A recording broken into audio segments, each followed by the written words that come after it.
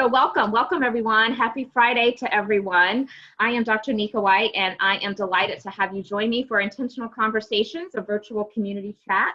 And we have a very special guest today, which we'll get to momentarily. But to get us started, I do want to walk through a little bit of information to help frame our conversations today. First and foremost, I want to let you know that I have two of my colleagues who are part of the Nika White consulting team who are assisting with the technical logistic aspects of today. And so Elvia and Anna, wave, let them know who you are. I appreciate you both. And if you haven't already, please use that chat feature of the comments. If you're live on Facebook, let us know how you're doing with the 1 to 5. 1 meaning check on me, 5 meaning I'm fabulous. And so we like to know that. I do want to let everyone know that today's session is actually dedicated to Ahmaud Arbery and Breonna Taylor. We can't say their names enough, and I know that there are many others who have left this earth and have not had the justice that they deserve, but the ones that are top of mind for many of us right now are those two. So I do want to call their names out. I think it's important to do so. I invite you all to connect with me on social media. And so you can find me on Twitter at Nika White, Facebook, Nika White Consulting. Those of you who are joining me live now, you know that because that's where you are. I'm also on Instagram at Nika C. White, and then on LinkedIn at Dr. Nika White. So I want to connect to continue conversations, so please feel free to reach out. I also want to share with you just a couple free complimentary resources that I provide. I think that this is a time where it's really important for all of us to lead inclusively. And so I have been producing a lot of content, and I'm making it available because this is such a space that I feel passionate about. And so some of those resources include tons of white papers on my website, nikawhite.com. I also do short video series called Inclusion Uncomplicated, where I help people simplify DEI. So I encourage you to subscribe to my YouTube channel. You can also get all of those from my website. And I also do monthly blog articles and online newsletters. And so again, just a lot of content to help people who are looking to lead inclusively to have access to that information. And all of this can be found on my website. I'd like to go ahead and give a head nod to the upcoming sessions that are taking place for Intentional Conversations. And next Friday, May 22nd, we'll have my friend Natalie Madera-Cofield. She is the president, CEO, founder of Walker's Legacy, a national platform with chapters all over. I happen to serve as the city director for Walker's Legacy Greenville, so I look forward to having her. Walker's Legacy is all about helping women of color, career professionals, as well as women of color entrepreneurs to advance in the marketplace and professionally and personally. And so I look forward to that conversation. And the Friday following, May 22nd, which is May 29th, I have another special guest, Lisa Mertez, and we're going to be talking about self-care, empathy, compassion, and compassion fatigue, and what that looks like in the workplace and for us individually. So again, another very relevant topic to this time.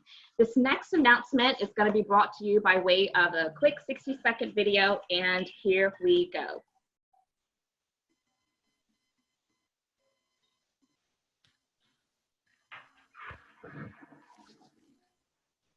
I can't hear it. Is anybody else hearing it? No. No, we're not. You can't hear it? Okay, so let me just tell you what it's about then, because when we practiced this, it was working perfect. So many of you have heard me talk about the virtual summer book club. Well, it's taken place in June. There are 3 separate dates, and the book that we're reading is actually called The Memo, and it's by Minda Harts, and it's all about how women of color can secure their seats. So I'm super excited. Minda was our guest co-host last Friday on Intentional Conversations. And so if you were part of that dialogue, you know that the book club discussions are going to be awesome. How often do you get a chance to be a part of a book club where you have the actual author there to help host those discussions? So we're going to be talking about allyships, workplace dynamics, and strategies to secure the seat. It's only a $25 registration fee, but you get access to all 3 sessions. I do want to amplify that this is not just for women of color, but this is also for men. It's also for white women, anyone that's in a position where you are looking to help coach, mentor, sponsor, understand the lived experiences of women of color in the workplace to help them be successful. I encourage you to sign up because we need those allies. And again, you can sign up at my website, which is nikawhite.com. Look forward to having you there. Now, we're going to get to the purpose of today's gathering. intentional conversation. So I want to give a little bit of head nod as to why we do this before I bring on and share our co-host for today. But this is really an opportunity for us to just come together through this virtual experience, to share space with each other. And so in order to make sure that this time is optimized, I always like to share some agreements that we all can partner with each other on. So I'll go through those really quickly. The first is, when you aren't sharing, if you would please keep your system on mute. That will help us to avoid any type of background noise disruption. And I always get this question, do I have to have my camera on? Of course not. That is completely up to you. I would love to see your smiling face, but if for whatever reason you need your camera to be off and you're just going to participate in the auditory capacity, we love to have you in that regard. We're here to learn with and from each other. So myself and nor any of the guests that I bring on are, experts at any, variety of topics. We certainly have a level of experience and perspective that we bring to the conversation, but this is also about community. So we're looking to learn with and from each other. So we'll certainly have opportunities where we will engage the full audience to share with everyone. Although our topics vary from week to week, what we find that connects and intersects all of our conversations would be diversity, equity, and inclusion, leadership, and business. So today will be very similar in what we've experienced in previous weeks around our dialogue. We do want to respect what's top of mind relevant to COVID-19. But we don't want to consume ourselves with the whole hour being about COVID-19. So we'll certainly introduce some things that are relevant to what's happening right now in this climate, but we're going to talk about several other things as well. This is really about leveraging dynamic knowledge. We want to help people to understand how to lead inclusively and to strategize personal and professional growth. And so we invite you to take notes, to use the chat feature to be able to share any other resources, even your information for us to connect with you, like your LinkedIn, whatever it is, and we want to hear from you. And then last but not least, these Zoom sessions are being recorded and they're going to be shared this afternoon along with a transcript of all the information that is contained into the chat room. And we're transferring over many of the comments that are also being placed on Facebook for those that are live in that capacity. So now, without further ado, I am so excited to introduce Keisha Rivers, my guest for today. Our topic is Equipped for Change, Creating Our New Normal, right? Very appropriate. And I have had the pleasure of spending a good bit of time with Keisha in conversations, and I can tell you that today we're all in for a treat. I want to give her a proper introduction, so allow me to share a little bit of her background at this time. So Keisha A. Rivers is the President and Chief Outcome Facilitator. I love that, by the way. So not CFO, but COF of the CARS Group, which stands for, of course, Keisha A. Rivers, where she specializes in assisting clients to facilitate outcomes by equipping their people to manage change. She is also the founder and executive director of the CARS Institute for Learning and Collaboration, which is a 501c3 nonprofit that provides training, resources, and support to new and emerging nonprofits. Important work there. Her work over the past 2 decades has included strategic planning, board and leadership training and development, organizational management, succession planning, funding, and fundraising strategies. She believes in the power of engagement, learning, and leadership in building and sustaining organizational success, and has been instrumental in the formation and management of learning collaboratives, companies, and nonprofit organizations. Keisha holds a bachelor's degree in elementary education from the University of Pennsylvania, a master's degree in curriculum and instruction with a leadership and development concentration from the University of New Orleans, and certificate in women's entrepreneurship from Cornell University. So I could go on and on, but I'm going to stop there. Keisha, welcome. How are you? I am great. Thank you for having me. I'm really excited to be here and be able to have this conversation with everybody. Well, I am equally excited, and I appreciate you accepting my invitation.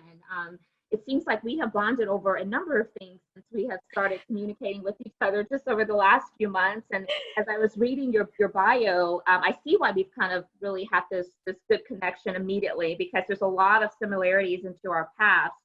You mentioned, your foundation is a part of your bio, and I want to talk about that a little bit later, but I also have a foundation. We're both, of course, very much passionate about the work of diversity, equity, and inclusion. My master's was in adult learning, corporate training. You have that education background as well. And then my doctorate was in organizational leadership. And so lots and lots of similarities across the board, which I love. So Now, we have certainly read your bio and provided all of the accolades of who you are and what you do, but I want to take a step back. Usually when people ask questions like, how are you, what do you do, who you are, it's always about the what and not the why. So I want you to tell your story, but what we're really looking for is your why, right? So share your story with us, Keisha. Well, my came out of a couple of different things in my life. And most importantly, it came out of a desire to make an impact.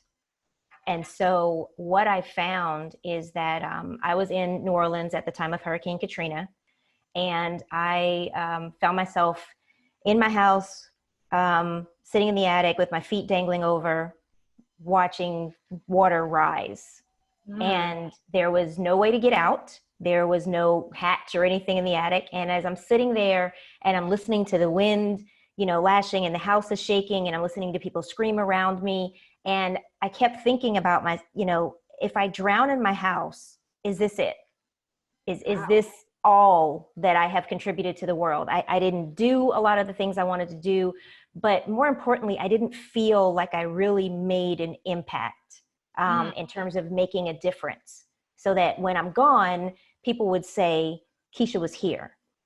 And so in my journey, I've always looked at creating an impact and making that lasting impression on people, and making sure that I leave it better than when I found it. And so my focus on facilitating outcomes, which is helping people to get to their destination of success, whatever that looks like, and then facilitating that process with them, but along the way, helping them to be able to embrace and manage change, because we're not going to get to whatever vision of success we have unless we're able to embrace and manage the changes that are necessary.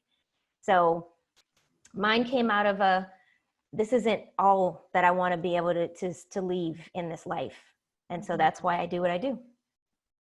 That is beautiful. It reminds me of, I'm sure many of us, I'm taking it back down memory lane, but remember how we used to encounter, a tree or a wall, and we would write, so-and-so was here, particularly it was our name, because we wanted to leave our mark on that space. You have just given such greater, deeper meaning to wanting people to know that you were there. And I think that as kids, as we were doing that, it was really just something to do. It became kind of like a fad, but your story just really gave deep meaning to, wanting people to know that you were there, because that means that you've made a mark. And so I love that, Keisha. That was fantastic.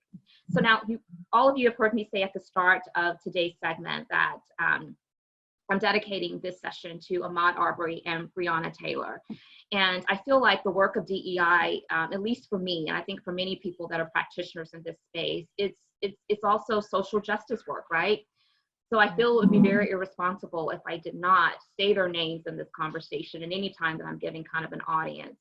So I just want to pause for a moment and, Keisha, get you to react to what's happening and the stories that have surfaced that's caused so many people pain and anxiety and anger.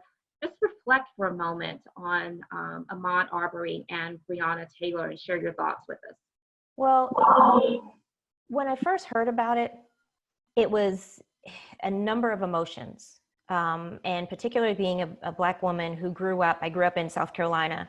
And there were a number of things that throughout my childhood, we were kind of expected to do, so that we wouldn't run into issues. And the more I hear about this happening, and Will Smith is credited with a quote that said, this didn't just start, it's now just being recorded and televised. Because so often we've had, people of color have been reporting this is what's going on, but because we didn't have quote unquote proof, nobody really believed us. Nobody really, took up our cause or anything like that. And so my reaction to this, first of all, was anger, and then just this profound sense of sadness, that in 2020, we're still dealing with the same issues. We're still not trying to have the same conversations. Now, granted, we have more people who are willing to step up as allies and to really publicly have these types of discussions. But it's like, at what point are we really going to look at ourselves as a society and start looking at what needs to change and start moving back from that it's just about me to it's about everybody else? And I call it, there's individual rights versus collective responsibility. And I think that with all of this that's going on, we can't just lump it into that whole, oh, that's in the past, or that's just a small segment of people. If you do nothing about it and you say nothing about it, then you're complicit. And so it kind of, after I went through the initial sadness and the anger, then it was you know what, there's work to do.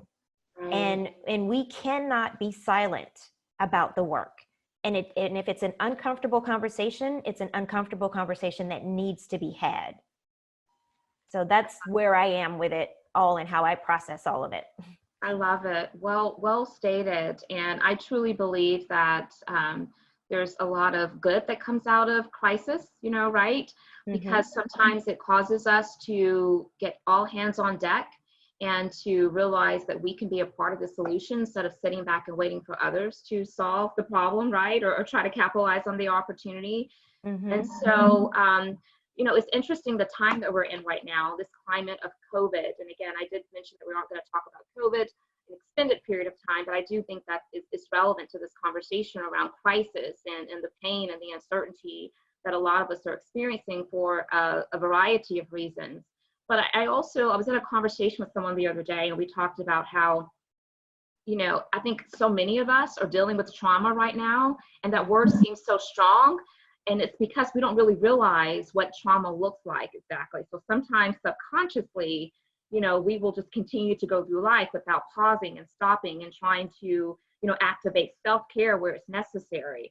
But in actuality, I think that what so many of us are dealing with right now is trauma. Yeah. And we need to acknowledge what it is, because I think that if we acknowledge it, we will really realize the severity of circumstances if we don't take a moment to pause and facilitate some level of self-care. Yeah, and it's so interesting because I have off and on, I've told people about my Katrina experience in terms of being in the house, and my house had 15 feet of water, and we were airlifted out and dropped into Eatonton, Georgia, which had nothing but deer, cows, and a Ritz-Carlton, and that whole thing of losing everything and having to start over. And I keep telling people that when you go through a life-changing event that causes what you know and what you're used to and what you're comfortable with to be stripped away completely out of your control, there's a lot of trauma in that. There's triggering events. People feel like there's no hope. They feel like, I don't know what to do. And the other thing that we have to realize is, even though we're going through the same storm, everybody's dealing with COVID-19 right now, not everybody is in the same boat. So what I deal with as a single person who is, living by themselves and who has their own business, and I'm dealing with something entirely different from people who are still in corporate America, who are just working remotely. And they have kids at home, and they have, I'm a spouse at home, versus somebody who lost their job, there's so many different nuances to this, and everybody has their own trauma and everybody has their own triggering event. With that being said, we have to really understand that when you go through something as sudden as this, where you don't have any control over what's happening in your life, you are going to go through stages of grief. You are going to mourn the life you used to have, and that is completely normal. And so people have to understand that I need to be more gentle with myself. I need to love on myself. I need to give myself permission to say, you know what? It is chocolate chip cookie, wine cooler, Netflix binge. I am not getting out of bed because I need that right now. And so we have to be able to not only recognize where we are, but we have to be sympathetic and empathetic to the fact that other people's boats are completely different.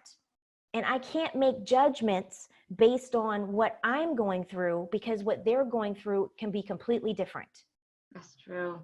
And I think we need to be more sensitized to allowing people to have permission to just be and to just sit with their feelings sometimes, because I feel like there's so many expectations that are already placed on us when things are normal, whatever that looks like, right? Well, we know that now it's far from normal, and there's still some people who are, going through life and in the workplace particularly, expecting for people to continue to perform at 100%, and that's just not the reality of our situation right now. And so No. I like the idea of allowing people to have permission to just be and to sit with this the way that makes the most sense for them. Mm-hmm. So do you believe that crisis brings out the best or the worst in people? Crisis magnifies who you are. And if you are somebody who, at your core and at your foundation, your first inclination is the best, that's what's going to be highlighted. If you are someone where the first inclination is the not so good, that's what you're going to do. And it doesn't mean that you can't change and you can't shift and you can't adapt, but we have to be mindful that whenever you're in a crisis, our fight or flight response takes over. It's instinct. So whoever you are at your core, if you haven't done the self-work before, if you haven't reflected before in terms of understanding your temper, if you haven't worked on your patience, if you are not someone who is given to welcoming other perspectives and being empathetic, that's what's going to come out. And you have to be conscious and shifting that narrative and saying, whoa, wait a minute. I don't necessarily like what just came to the surface. What kind of work do I need to do? How do I need to be more cognizant and more aware of what I'm doing and who I am and how I'm responding to this and how I'm reacting? How do I want to show up and how do I want to be better? And so I tell people, and they're like, well, you know what? That's just who you are. That's a cop-out. We're even trees that don't move change with the seasons. That's true. I And love so it. Yeah. You have a foundation, but you're able to change certain things about you. You're able to move and improve and learn and grow. I talk about change for a living. I work with people on change for a living. My life has been a masterclass in change. From Katrina to, bankruptcy after a result of 9/11, to being homeless, to going through abusive relationships, to having a near-death experience twice and almost dying. I've dealt with it all. And I have people who look at me and say, well, why aren't you on happy pills and in a padded room? And I'm like, I could be. Wow. There is every justification for me to be. But yes. I had to make a decision. When I got airlifted off of that roof, because if anybody watched the footage from Hurricane Katrina and you saw the people getting airlifted out in little baskets, that was me. Wow. And I had a pair of shorts on and a tank top and tennis shoes, one change of clothes in a duffel bag, and that was it. And they picked me up and plucked me out and dropped me in a whole nother city and a state without any way of getting back and saying, here you are. And I had a choice to make. I could say, okay, you know what? I'm going to lick my wounds. I'm going to go in hibernation. I'm going to do all of this. And you know what? It's just too much. It's overwhelming. Or I could do what I did. And I looked around and I said, you know what? There needs to be somebody needs to do something about this. My mom, a long time ago, I was complaining about stuff that was happening. And she was like, and I said, you know what? Somebody needs to do something about this. And she just casually walked by and she said, you're somebody, aren't you? Yeah. And I was like, yeah. I don't like you right now, but you're right. Yeah, well, that goes back to what I said a moment ago, is that sometimes we just sit back, acknowledging the issues, the problems, the opportunities, but we see it as a responsibility of someone else. Exactly. Instead of seeing that we are that someone. So I love that. And so you're taking us right into the main purpose of the topic that we want to address today, which is being equipped for change, which again, as I mentioned, is so relevant right now, because there are a lot of pivots that are being made in people's personal lives, their business, their workplace, careers. And as you were talking about the need to be open for change, it reminded me of some content that I produced recently. And the premise of it was, whatever you aren't changing, you are choosing. Yes. And I love the fact that you mentioned just a moment ago that you had a choice And so, yes, we have a choice to waddle where we are, right? Low is me, the self-pity, or we have a choice to evolve. And so I love the fact that you talk about change as a process that begins with an event. And of course, you gave us kind of your event and your story and your why.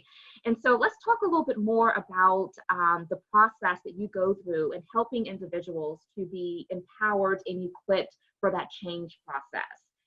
Well, I look at change as a growth process. Anything, they always say anything that doesn't kill you makes you stronger. And every so often I go, you know what? I'm strong enough. I can lift a boulder, a building by now. I don't need to be any stronger. Leave me alone. Let me just coast by for a minute. Yes. But I look at change, and if you think of this as change is inevitable, change is going on around us every second of every day. Your nails are growing right now. Your hair is growing right now. Skin is aging right now. There are things that are happening right under your nose that you don't think about because it's gradual. Yes, right. So we can inch by little, and it doesn't bother us. Same thing, like I grew up and when you look at kids, and if you live with kids and you're around them every day, you don't notice how much they're growing. Right. But if you're away from them for a while and you come back and you're like, whoa, what happened to you?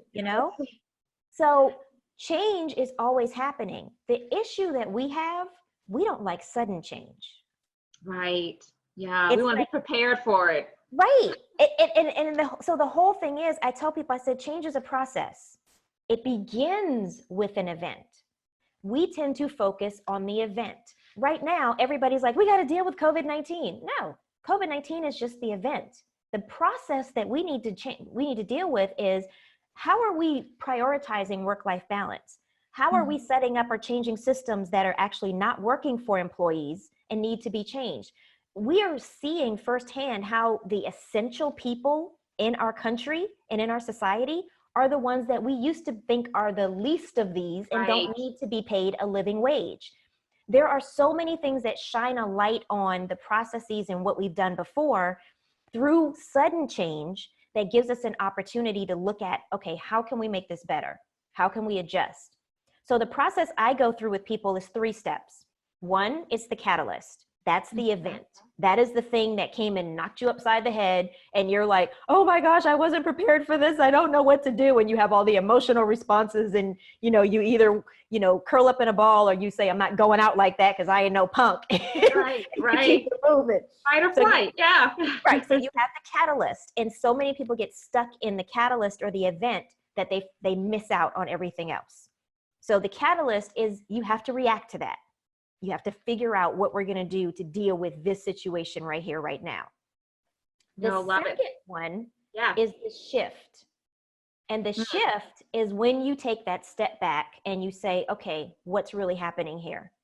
I can't react the entire time, but what's happening? What do I need to change? What's not working? What's causing me all of this anguish right now?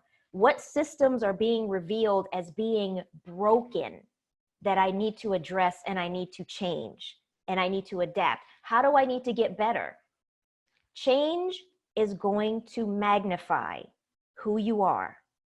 It is going to magnify your strengths and it is going to magnify your weaknesses.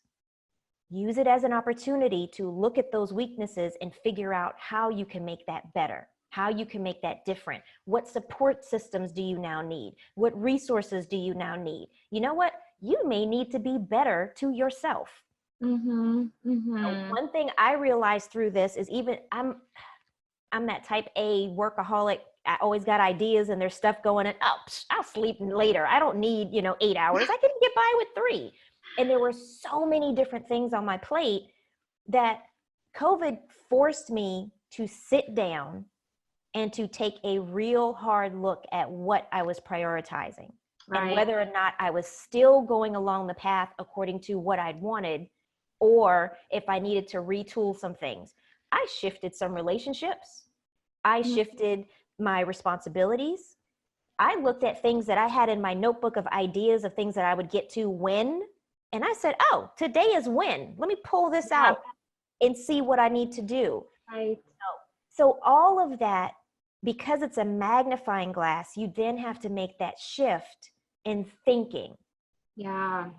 Change begins in the mind. If I am not thinking about this differently, and I'm not processing this differently, and I am not open to something being different, I'm going to stay exactly the same. I love it. It So, relates back to the whole growth mindset versus Yep. fixed mindset. You Yep. know, it starts with the mind. You know, whatsoever a man thinketh, so is he. And so I truly believe that for us. And so we have to make sure that we are protecting our psyche and making sure that that's healthy, because that's what's going to allow us to be able to move forward in a healthy and productive way. exactly. And when you start thinking about your mindset and you start thinking about, thinking about what is this? And I always tell people, think about the what if, but don't just think about the what if this goes wrong. I said, think about that too. So we do 2 what if scenarios. We do the what if everything goes wrong. And we say, what needs to be done about that? Not what do I need to do, but what needs to be done about that. And then you create your contingency plans of what needs to be done and what resources you need and people and all of that. Same thing for the best. When we visualize the best, what is needed to make that happen? And so, and notice I don't focus on me in terms of saying, what do I need to do? Because I'm limited in what I can do. There's a lot of things I'm talented at. There's a lot of things I'm good at, but that doesn't mean I'm supposed to do all of that. Oh, that's good. Yeah, I say that a lot. You know, that's where we get into the habit of glorification of busy, right? I'm like, I demise the glorification of busy. Yes. And in fact, I've tried to take it out of my vocabulary, because a lot of people will call or they'll text, I know you're busy, and I'm thinking, so there's this level of angst about, I don't want to interrupt you. And I'm thinking, if some people are still doing it, but then others are in the mindset of, well, I'm not going to. So how many opportunities have I missed, maybe because some people have perceived that busyness have just taken over my complete life. And so, we have to make sure that we're being productive at the right things. And just because we may be a Jack or a Jane of all trades does not mean we need to be doing all of those things. And so I appreciate you bringing that to the fore. We're getting some really good comments into the chat feature. Chanel Singletary has mentioned that this pandemic will teach us the power of resilience. And I truly believe that. And you've touched on that a good bit as well. Dawn Dak has said she's standing and clapping right now. Bravo. So you're definitely resonating with a lot of our audience. People particularly love the tree analogy that you gave before.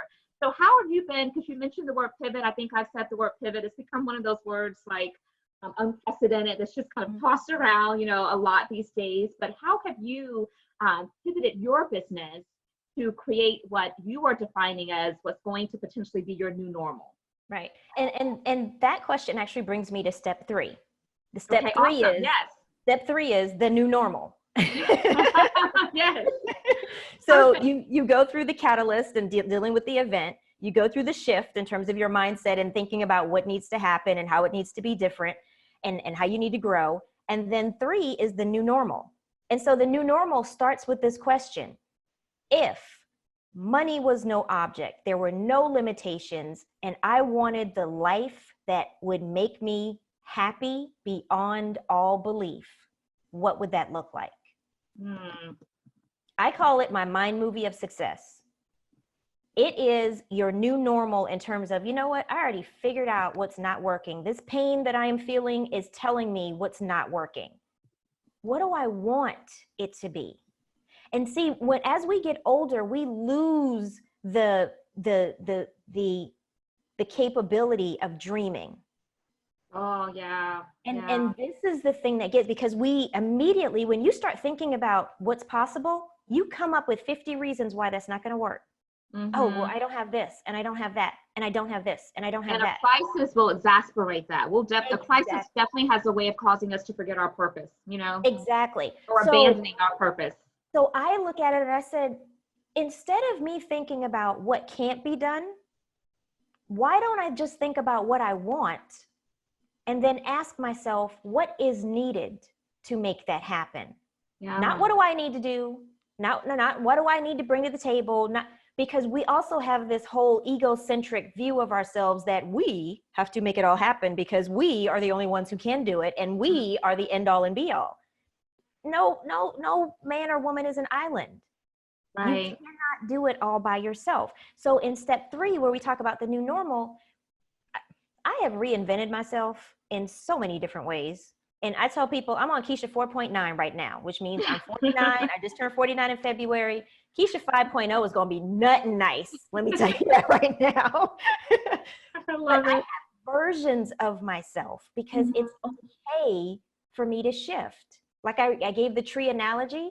I may be rooted and grounded in this same spot, but the seasons change and I look differently depend on how I'm growing, depend on what I Yeah. allow to nest in me, depending on how I'm nourished, depending on what storms come in, depending on what people decide to do to me.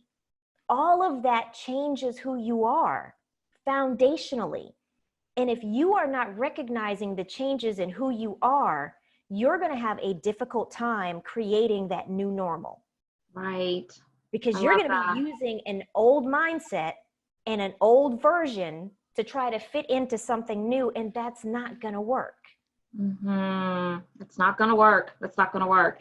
This is great. So I'm continue asking a couple additional questions, but I want to put our audience on alert, whether you're on Facebook Live, again, welcome, glad you're joining us, or whether you're part of this Zoom virtual chat right now. Use the chat feature to ask your question. And if you would, to help us identify those questions pretty easily, put question at the start of your post. And then we'll either ask the questions for you, or we will also allow an opportunity for you to unmute yourself and present your question directly. Or maybe it's a statement or some commentary that you would like to contribute to this conversation. So, Keisha, you have a Mindset to Mastery podcast. Tell us about it. The Mindset to Mastery podcast started as a dare. Really? Yeah, I was asking a person who was a mentor of mine. I called him my tormentor because every time I talked to him, he gave me more crap to do. But I talked to him about, I'd been a guest on different people's podcasts before. And I said, I'm thinking about starting a podcast. And he said, well, you'd never sustain it, so don't even start. Because you get started doing some things and then, you move on to the next thing too quickly. So you'll never be able to sustain it. So 19 months later, I'm still going at it because I was like, I'm gonna show you, So Right. The Mindset to Mastery podcast, it's 30 minutes only. And it is about tools, strategies, tips, action items to help you to change your mindset and master your success. We talk about the way of thinking. We talk about different scenarios and situations, but we always come back to what are the items that we need to address? What are the things that can be done? And here are 3 things that you can start right now. Yeah, and so, I like that. So it's a combination of, I have guest conversations. I don't call them guest interviews because they're like this. We have these really great conversations with my guests on a variety of different topics. We also have what I call the mic side chat, which is basically me coming on and saying, look, this was blowing my mind. I have got to talk to you guys about it. Love it. I love it. Yes. And then the other thing that I do is I'll do case studies, or I'll do, scenarios, and I'll say, okay, this is what, imagine you came into work and this is what happened. Now, what do we do about that? And give you some strategies and some tips and things that you can do. So it's found on all these different platforms, Google and Apple and Stitcher and Spreaker and Spotify and everything else. And, if you go to my website, you'll be able to catch up on old episodes. The episode that I did, I had you as a guest and it was phenomenal. And I so enjoyed that, by the way. So thank you very much. I'm putting your podcast in the comments so people will know how to look you up and take part in those. Yep, that's great. And you're working on a book right now too. Yes. Equipped for Change. Yes. Tell us about the book. Yes, my book is called Equipped for Change. And the working subtitle is The Intersection of Engagement, Learning, and Leadership. And I don't want people to think that this is just a business book, because it's not. I look at engagement, learning, and leadership as life strategies. So engagement is, how do I connect with myself and with the world around me? And then learning is, how do I need to grow in order to become better so that I can move forward during the times of change and be prepared for it and manage it? And then leadership is not only how I lead other people and influence other people, but how do I lead myself? Oh, Leading yeah. from within is, those times when you don't want to get up and you decide, you know what, I need to. Leading from within are those times when you have to do a self-assessment and say, this is what I'm great at, but this is what I'm not so good at and how I need to pivot. Leading from within is you taking a hard look at yourself and saying, you know what, I'm better than this existence. And I need to start thinking about my way of being successful and creating my ideal life. Leading from within is understanding that you are not even scratching the beginning microscopic iota, edge of your potential and your possibility. Right. And I have a lot of people who talk to, and when they hear me speak and they say, wow, you're really passionate about this. And it's because I see people who walk through life with blinders on. Mm-hmm. And it's not just blinders about the things that are going on in life, because there's sometimes you got to shut that out. I can't deal with it. I don't watch the news all the time. I'm very cognizant of what I let into my space and everything. But what you're blind to is your own potential. You're blind to your own leadership potential, your own possibility, your own purpose, your own power. I never say I empower anybody because I can't give you power. What I do is I help you to see it. I love that. I love that. Okay, so we do have some questions. I'm going to start with Angela Clark's question. And Angela, if you're on, would you like to unmute and ask your question directly? If not, I'm happy to share it. Hi there. Yes. Hi. I'll ask my question. Hey. Hi, Nika. I'm really How are you? here. I had a great time last week, and so I'm back. And so here's my question for you. So who do you identify? Like, more so, how can you identify people that can really help you change your mindset when you're in the shift? Because I feel like I'm in the shift now, and I'm noticing that I'm having to eliminate some people from my life because I'm in the shift. Mm-hmm. Well, I will take that question because I believe that we have to have different groups of people. So we have, and I have mental models or mental mentors and people that I look to. Brene Brown is awesome as far as her work with vulnerability and authenticity and transparency. Because if you're going through a shift, you have got to be vulnerable and authentic and transparent to understand what you really want and what you don't want. Brene Brown, anything that she does, reading her books, all of that. She's my number one go-to when it comes to mindset shift, because she helps me to refocus on doing that internal work so that I know exactly where I am. The second thing in terms of who you look for is you have to start looking for people who can help you be accountable to yourself. And that's accountable to the growth process. Not accountable in terms of, oh, well, I want to make, have you make sure that I, exercise 5 miles a day and do all, those are people you have for that. But I'm talking specifically about people who will hold you accountable when your mindset starts moving backwards. Who will say, yo, wait, whoa, we said we were leaving that behind, and you will have different accountability partners for different aspects of your life. I have a spiritual accountability partner. I have two business accountability partners. I have a marketing accountability partner. I have someone who's my exercise accountability partner. And I do that because these people understand me from different aspects of who I am. Contrary to popular belief, we are not one-dimensional. One person cannot meet every need you have in your life. And you are not going to grow in every single area of your life equally. So while I may have a person who I look to who is an awesome business person who can help me grow in that regard, she doesn't know me spiritually. Yeah. So she can't speak to that part of my growth and my development and my pivot. So find those people that you can talk to, that you have access to. The mental models like Brene Brown and other people are great, but you need people you can call up or text and say, yo, I'm feeling some kind of way right now. I need you to give me the talk. Okay.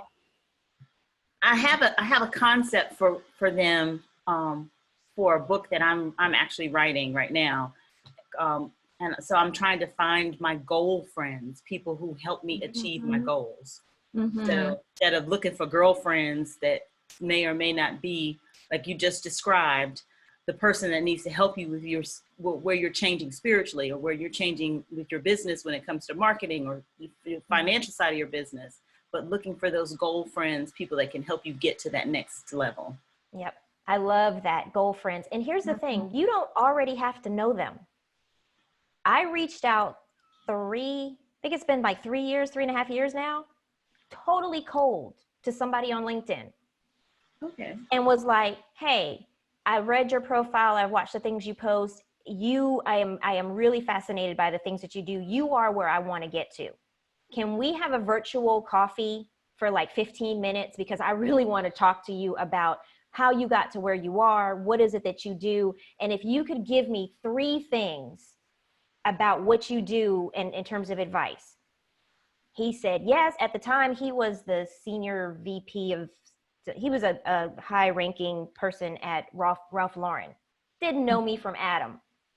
And I reached out, we scheduled a call, and 3.5 years later, this guy has been instrumental for me. When I completely blew up and revised my website and redesigned it, I sent him a link. He went through it page by page, every link, gave me, critiques and feedback. I said, I need you to look at this from an executive point of view. What do you see? What do I need to change? How is my messaging? And he was like, okay, giving me all of that. Then I posted a video about, this topic. Maybe we need to start thinking about the new normal instead of trying to hold on to what was. He saw it because we're connected. He sent me an email and said, I'm forwarding your email to the CEO of TJ Maxx. Do you have any other info I can send along? I'm like, wait, what? You doing what? Wait, we didn't talk about that.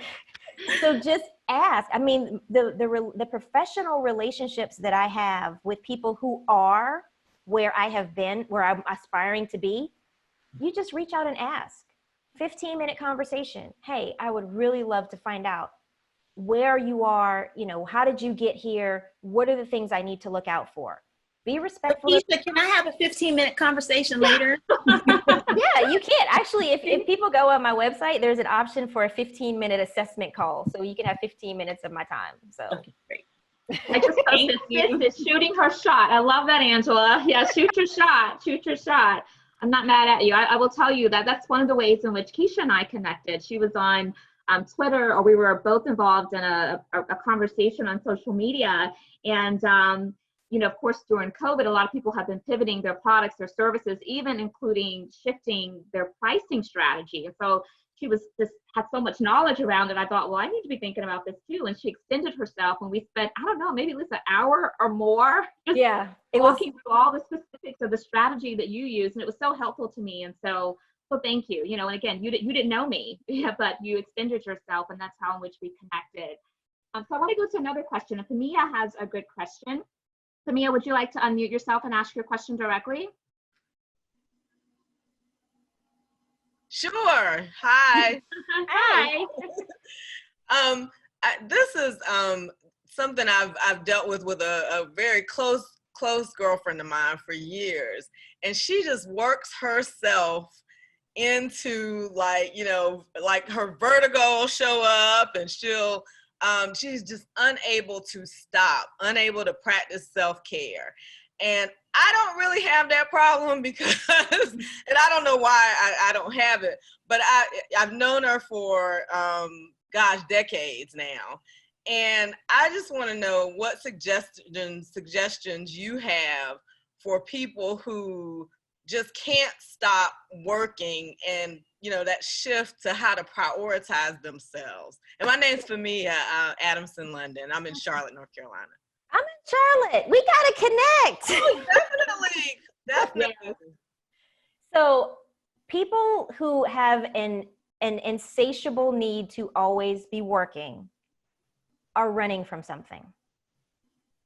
And so the question to ask, what are you afraid of? If you were to stop working, what are you afraid of? I used to be that person because I was always working. I was like, oh, I got to do this and I got to do that and I got to make sure I get this. And, all I need is 2 hours of sleep. And, I don't need to take care of this and I don't have to do this.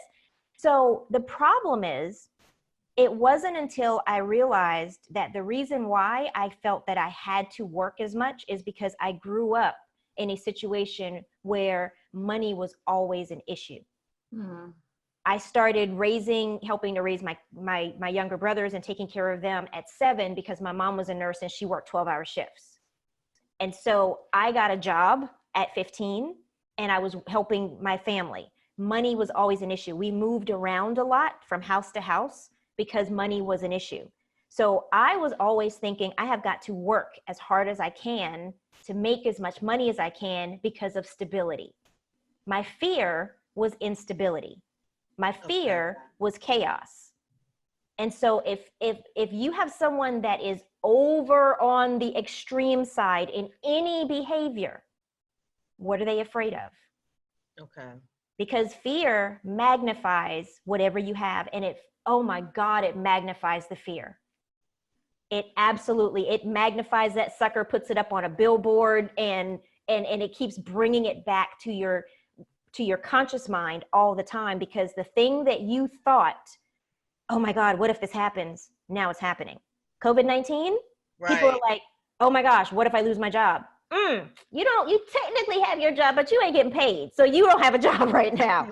Oh my gosh. I mean, overnight, my business went from, at the beginning of January, February, my calendar was booked with speaking engagements. I had new conferences that I was negotiating. I had clients that were coming in. I had all of this. And literally, I woke up the next morning to a string of emails of people saying, we're canceling this event, we're postponing this event, we're putting this on hold, there's too much uncertainty, we'll circle back around later. So I went from, oh, your girl is hitting her financial goals, to, oh crap, how long is this gonna last in my bank account? Like, this is not good. So then I had to make that pivot and try to figure out, okay, Keisha, what are you afraid of? Mm-hmm. And then what's the worst that could happen? You know what? I tell people all the time, I've been near-death experience. I've been homeless. I've lost everything and had to rebuild it. There's really nothing you can do to me right now. I'm good. Bulletproof. Right. It is like, okay, that may hurt, but all right, I put some makeup to cover up the black eye. I'll be good. I'm good.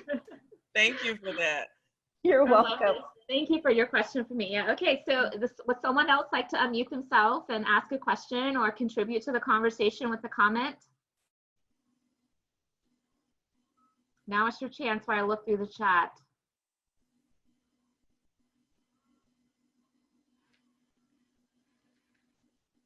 So Lindsay Moats, which is my high school friend. Hi, Lindsay. I'm so glad to see you join. But she put a comment in here that I think it's relevant because we've been talking about accountability partners. And of course, we do have to be thoughtful as we are engaging those individuals to be someone that's going to have our interest at heart. But she mentioned that she's been learning to look at the motivation behind friends and their behaviors towards her. She said, I'm finding the answer lies in identifying the intention. What is the intention behind the behavior? Is it good, or could it be harmful towards me? Any reflections or thoughts as to how people, as they are building their tribe, can ensure that they are identifying people that in a very strategic way, in a way that will potentially help to minimize any harm to them? Mm-hmm. I have a really quick question for you to ask yourself with any relationship. Is this a win-win or a gimme-gimme? Win-win means I give and get, you give and get. If it's a gimme-gimme, that's gonna be kind of lopsided. Mm-hmm. Now, there may be instances, like as I mentioned with the gentleman that I connected to from Ralph Lauren, mm-hmm. I didn't feel like I had anything to give him. He had so much experience. He'd been in corporate for 2 decades. He had all of this experience, and I was like, okay, I feel like I'm asking too much. And we developed a friendship, and I didn't even think about it, but I would, we exchanged cell phone numbers. I would text him. He mentioned that he loves sunsets. I Mhm. love sunsets. So I'm a, amateur photographer in terms of hobbies. So anytime I took pictures of sunsets, I would send them to him. Oh, that's great. I would just send him positive vibes. Let me check on you and your family. When he told me his mom was ill and he had to retire, I check on him every so often. Hey, just sending you positive thoughts and prayers for your family. Hope your mom is doing okay. How's it going? And he told me afterwards, he said, Keisha, those little random notes that you were sending me were huge pick-me-ups. And you poured so much into my life. And I'm like, I didn't do nothing. I thought it was a gimme. So I was just trying to be supportive. So look at not just the intention, because you can't really ascertain people's intention because sometimes they don't even know. But we have to look at, is this a win-win or is this a gimme? And if you think it's more of a gimme, then you need to have a hard conversation about, okay, what do you want? People reach out to me on LinkedIn. I'll look at their profiles. Most of the time I accept, no problem. We can have a great conversation. We can connect. If you have sales listed in your profile and you're reaching out to me with the thought your profile was awesome. See, we have some mutual connects. Let's connect and have a conversation. Before I say yes, I email back and I say, is the intention of your connection to sell me something? Because if the intention is to sell me something, then no. If the intention is to get to know me and maybe there's a solution you can provide for me, then okay. Sure. I like how you just address that head on. It saves us both time, right? Oh, there's no passive to my aggressive. There's no passive to my aggressive. I'm going to have to use that. I love that. There's no passive to my aggressive. Somebody please put that in the chat. We have to capture that. So I'm going to give our special guest the opportunity to give us parting remarks. Maybe there's something I haven't asked you about, Keisha, that you would love to share with us, that you want us to know. And so as you're doing that, I'm going to encourage those in our audience to use our chat feature as a way to remain connected. So if you want to share your LinkedIn information, please post it there, because we do send out the transcript and there could be an opportunity for you to expand your network. And so Keisha, I want to give you our last words. What would you like to share with us as parting remarks? My last word for anybody that is listening to this live, if you are have been through this, or if you're listening to this afterward, I need you to make a commitment to yourself that you are going to be open to the change and the growth that needs to happen for you to be your best. And the one thing I want you to say to yourself as a mantra, I love myself enough to trust the process. Beautifully stated. Beautifully stated. Thank you so much. I feel very valued and seen and heard. I always like to share that you even accepted my invitation. And so I look forward to seeing you in the social media streets and an opportunity to connect one-on-one, once we're past this COVID situation, because we aren't far. Charlotte's just like about an hour and a half away. So I'm coming for you, Keisha. Coming for you. I definitely want to make sure that we remain connected. But thank you again so much for sharing with my audience. And we will make sure that in the follow-up email to all of our registrants, we will include information for how you can be contacted, including your podcast, your website, and others. And so just thank you so much. Thank you to each of you for joining us today. I look forward to seeing you next Friday here at the same time at 11 o'clock. And be safe, be well, and healthy in body, mind, and spirit. So thank you all. Thank you to our Facebook audience as well. Have a great weekend. Thanks, everybody.